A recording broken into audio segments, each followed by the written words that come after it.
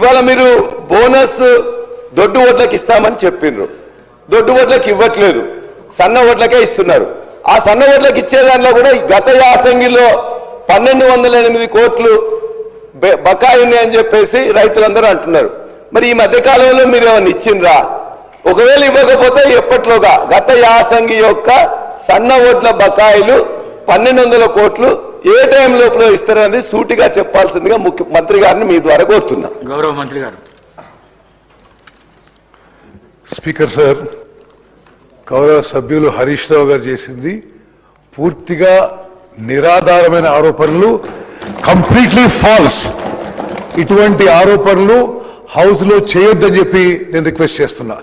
మీకు వేరే ఇంట్రెస్ట్ ఎవరు ఉండొచ్చు, మీరు ఎవరికన్నా రికమెండ్ చేసి ఉండొచ్చు. మీరు రికమెండ్ చేసింది అధికారులు చేయకుంటే మీరు ఆరోపణలు చేయడం ఇట్ ఈస్ టోటలీ ఫాల్స్. మీరు ఈ విషయంలో నేను ఆ విషయాలు ఇక్కడ మాట్లాడుకోవాలి, కానీ మీరు ఒక రికమెండ్ చేసి అది యాక్సెప్ట్ చేయకుంటే ఇది స్కాన్ చేసేటప్పుడు ఇది totally nonsense. Prem Chander Garg అనే వ్యక్తికి ఫిలిప్పీన్స్ రైస్ ఎక్స్పోర్ట్ కి ఏమీ సంబంధం లేదు. It is a government to government transaction. The government of Telangana has signed an agreement with the government of Philippines. Yes, the memorandum of understanding is for 8 to 10 lakh metric tons. The contract is for 1 lakh metric tons.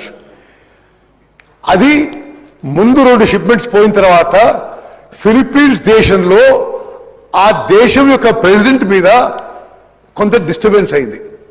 Internal వాళ్ళ whatever revolt whatever, plus prices పడిపోయినాయి. Philippines దేశంలో జరిగిన internal disturbance వల్ల ఒక transshipment is held up in Kakinada, which is being loaded today and is leaving for shipment.